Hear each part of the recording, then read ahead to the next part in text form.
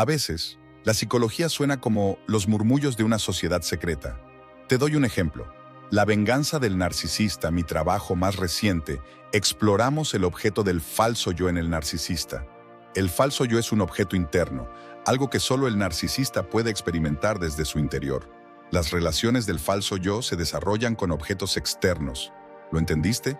Yo tampoco en realidad. Hoy vamos a hablar de un tema fascinante e intrigante. ¿Por qué el narcisista no puede percibir a los objetos externos como externos? ¿Por qué no puede experimentar la separación de otras personas? ¿Cuál es el mecanismo detrás de esta incapacidad de ver al otro? Para explicar esto, vamos a profundizar en el trabajo de Heinz Kohut, uno de los gigantes de la psicología moderna, y su teoría de la psicología del self o yo. Más específicamente, exploraremos el concepto de self-object. Comencemos con una definición. Un self-object, o traducido al español, objeto del yo o de sí mismo, es la forma en que experimentas a otra persona. En muchos enfoques psicológicos se les llama objetos a las personas, lo que ya dice mucho sobre la psicología. Un objeto es una persona externa, alguien que no eres tú. Su representación en tu mente se convierte en un objeto interno. El self-object en la psicología del self es la forma en que experimentas a otro como parte de tu propio ser. Es como si esos otros fueran fragmentos de tu mente, componentes de tu propio yo. No experimentas a las personas como separadas de ti, sino como integradas dentro de ti, al menos a nivel mental. Este proceso ocurre no solo en los narcisistas, sino también en personas sanas. Incluso las personas sanas tienen self-objects. También experimentan a otros como una parte integral de ellos mismos. Así, el yo se compone de, entre otras cosas, impresiones o interacciones con otras personas. Cuando las acciones de otras personas afirman tu bienestar narcisista, por ejemplo, cuando elevan tu autoestima, comienzas a tratarlas como self-objects. Es decir, esas personas se convierten en una parte integrada de tu propio ser. Sus acciones, sus palabras, todo lo que emana de ellas y que te afecta, se convierte en parte de tu yo. Claro, como en muchas cosas en psicología, esto puede convertirse en una patología. En el narcisismo, el narcisista no puede relacionarse con las personas como seres separados. Siempre está preguntándose, ¿qué gano yo de esta persona? Y en cuanto obtiene algo de alguien, esa persona se convierte en parte de su falso yo. Así, el proceso del self-object puede volverse patológico. Pero antes de llegar a eso, repasemos. Un self-object es la experiencia de otra persona como parte de ti mismo, especialmente cuando sus acciones afirman tu bienestar narcisista. Un self-object, entonces, es una persona que experimentas como parte de ti y que proporciona funciones que fortalecen tu yo. En el caso del narcisista, el único self-object verdadero es el falso yo. El narcisista no interactúa realmente con personas externas. No tiene un yo auténtico. Y por lo tanto, no tiene self-objects reales. En cambio, el falso yo es lo que ocupa ese vacío interno y se convierte en el único objeto al servicio del narcisista. El narcisista experimenta una relación de self-object consigo mismo, una relación circular. El falso yo es autorreferencial y es también el único objeto capaz de interactuar con otros, siempre que estos puedan servirle en alguna forma.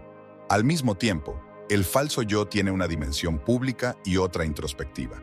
La parte pública puede interactuar con otros como si fueran objetos de servicio, pero en realidad no los ve como individuos, los ve como útiles, como herramientas para su propio beneficio.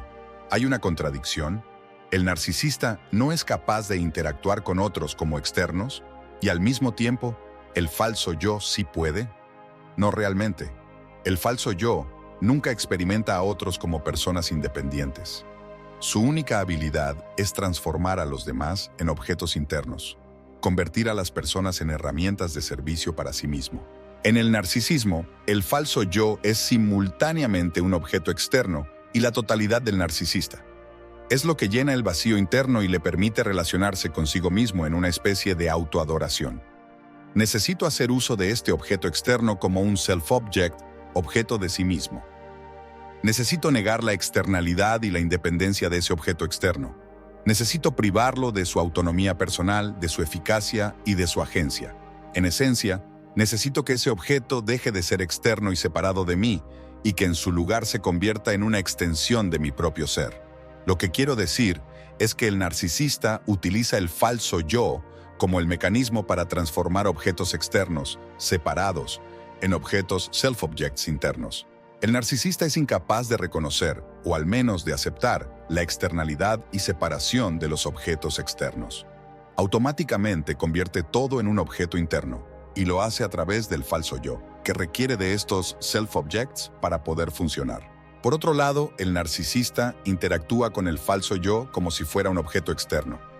La relación entre el narcisista y su falso yo es ambigua.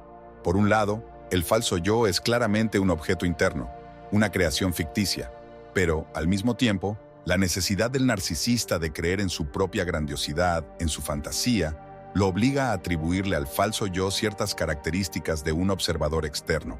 Así, cuando el falso yo le asegura que es un genio, parece como si esta validación viniera de un agente externo, otorgándole así mayor poder y veracidad. La relación del narcisista con el falso yo es mucho más compleja que con cualquier otro objeto externo, ya que el falso yo es el responsable de convertir los objetos externos en internos. Sin embargo, esta entidad que lleva a cabo la conversión es percibida a veces como un objeto externo. Así, el paisaje interior del narcisista se vuelve más confuso y enredado. El concepto de self-object es fundamental en la teoría de la psicología del yo de Kohut. Sigmund Freud fue el primero en usar el término objeto en relación con otras personas, pero para Freud, un objeto era el objetivo de una inversión emocional. En cambio, Kohut usa el término para describir al objetivo que conecta con la energía narcisista al servicio del yo. En otras palabras, el objeto existe para alimentar y servir al yo. En la teoría de Freud, el objeto está cargado de energía psíquica, el líbido, pero se mantiene claramente separado y externo. En Kohut, una vez que el objeto es cargado con energía narcisista, se convierte en una parte integrada del yo. Este es un cambio significativo, ya que Freud mantenía una visión dualista y cartesiana de sujeto y objeto. Kohut, en cambio, no hace esta distinción tan marcada. Cada objeto, en cierta medida, se internaliza en el sujeto. Para Kohut, cada persona que experimentamos llega a formar parte de nuestro ser, en cierto sentido, a través de esta relación.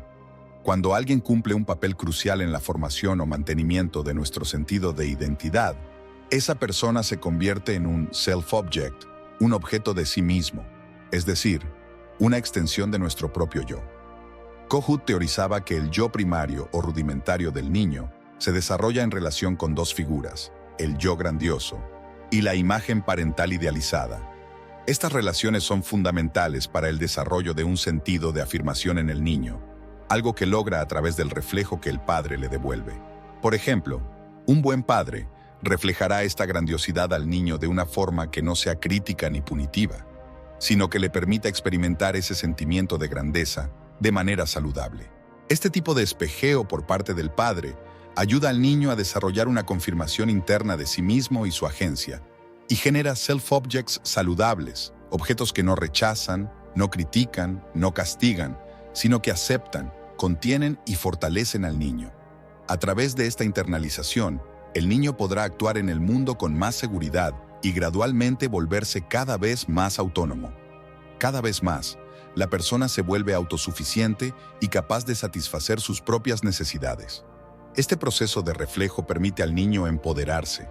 Si la necesidad de este reflejo es ausente o inadecuada, el niño crece sintiéndose deficiente. Este tipo de niño pasa su vida buscando objetos que llenen este vacío.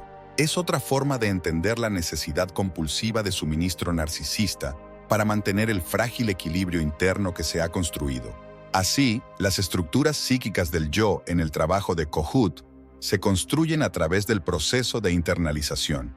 Internalizamos el mundo y a través de esta internalización nos transformamos. Es muy parecido al trabajo de Jacques Lacan. Mediante la frustración óptima de las necesidades narcisistas del niño por parte del padre, se desarrolla el yo emergente. El niño tiene necesidades, y la mayoría de ellas son narcisistas. El papel de los padres es frustrar estas necesidades para que el niño se detenga y reconozca que el padre es una entidad separada. El yo emergente ofrece reflejo e idealización a través de relaciones maduras en el futuro. Las funciones externas e internas de los objetos de sí mismo maduros contribuyen a esto. La frustración de las necesidades narcisistas en la primera infancia, realizada de manera compasiva y amorosa, no como un rechazo, crea un yo emergente. Gradualmente, el yo busca gratificación y satisfacción en otros lugares, lo que se conoce como relaciones objetales. Este nuevo yo ya no buscará a los padres, sino a una pareja íntima o a un amigo. Así, el nuevo yo, resultado de la frustración parental, es capaz de idealizarse y reflejarse a través de otras personas, convirtiendo a los demás en objetos de sí mismo. Idealiza a través de ellos, y por supuesto esto crea límites. Aquí me detengo. El mundo comienza y termina aquí, y yo comienzo. Esto es interno y externo, y es por supuesto el fallo clave en el narcisismo patológico. Según Kohut, la forma en que te experimentas a ti mismo es la experiencia inconsciente del yo en relación con los objetos. El yo no es más que la suma total de los objetos de sí mismo. La experiencia individual del yo es, en realidad, la experiencia del yo en relación con los demás. No hay un yo aislado de los demás, es relacional. Cuando dices yo, es yo en relación con quién, con qué, con los demás. Estás conectado experiencialmente con otras personas. La experiencia del yo depende de los objetos de sí mismo que se integran en el yo. Por lo tanto, el yo mismo, o al menos la experiencia del yo, cambia a medida que cambian las personas que te rodean.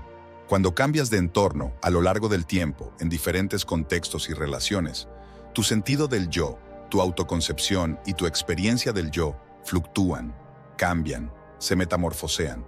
Son diferentes. El concepto de objeto de sí mismo no es un objeto en el sentido interpersonales. Cuando digo objeto, lo que imaginas es que hay otra persona, hay un yo y hay una relación. Pero en este caso, la otra persona no puede cumplir funciones de sí mismo, no puede ayudar a tu yo a funcionar de ninguna manera, no puede convertirse en un objeto de sí mismo. El objeto de sí mismo es la experiencia interna de la otra persona. ¿Cómo experimentas a la otra persona? Es la experiencia interna del objeto y las funciones del objeto. Y eso te ayuda a establecer un sentido del yo, que no es más que la combinación de todos los objetos de sí mismo que has encontrado. Los objetos de sí mismo no son necesariamente yoes y no son necesariamente objetos. Son las experiencias subjetivas internas de las relaciones y la manera en que estas relaciones, o más precisamente, los objetos en las relaciones, proporcionan al yo funciones que le ayudan a funcionar. Para resumir, el yo infantil radiante que mencionamos anteriormente está vinculado a la experiencia de otros externos y sus funciones de objeto de sí mismo. A medida que crecemos, los objetos de sí mismo pueden ser cualquier cosa. Pueden ser personas, obras de arte, música, literatura, tradiciones religiosas, creencias, etc. Cualquier cosa que se experimente, que sea externa y que ayude a regular el yo, se convierte en parte integral del yo. En la infancia temprana, debe ser una persona, pero en la adultez no. Los individuos maduros recurren a funciones de objetos de sí mismo de símbolos abstractos que satisfacen las necesidades emocionales y de sí mismo más profundas. Según Kohut, el núcleo del yo se desarrolla a través del reflejo, la idealización y la frustración óptima de estas necesidades. Hay una respuesta óptima del cuidador. Este debe satisfacer la necesidad de reflejo, permitir que el niño idealice al cuidador y, eventualmente, la frustración de esas necesidades empuja al niño a separarse e individualizarse, usando la terminología de Margaret Mahler para convertirse en un yo. El niño internaliza el objeto de sí mismo y el yo nuclear emerge. El padre debe permitir que el niño idealice al padre, porque cuando el niño idealiza al padre, reduce la ansiedad, lo conforta y le permite desarrollar una noción de base segura. Es esencialmente una fusión con la fuerza percibida del padre como una figura divina. Cuando el niño idealiza al padre, se siente empoderado. Mis padres son ideales, estoy protegido, estoy a salvo. El yo rudimentario generalmente se encuentra en una etapa muy temprana de la infancia, cuando el niño es totalmente dependiente. La única forma de satisfacer las necesidades del niño es a través de figuras parentales. Así, el niño internaliza esta dependencia, pero para no sentirse amenazado, idealiza al padre. Está bien, soy dependiente de una figura divina. El niño dice, mis padres son perfectos, soy parte de mis padres, eso me hace perfecto. Y porque soy perfecto, soy un buen objeto, merezco cuidado, compasión, amor y apoyo. Esto continúa a lo largo de la vida, también en la adultez. Sin embargo, la diferencia entre la patología y la madurez es que un adulto maduro utiliza aspectos de otras personas para regular su propio yo. En otras palabras, usa a otros como objetos de sí mismo. Pero el adulto maduro no comete el error de considerar a los demás como extensiones, como elementos de ficción o como objetos internos en su mente. El narcisista lo hace. Esta incapacidad de reconocer la separación y externalidad de los otros, el fracaso en otrar, es el núcleo del narcisismo patológico. Esta es la primera de 2 conferencias sobre los objetos de sí mismo. Viene otra.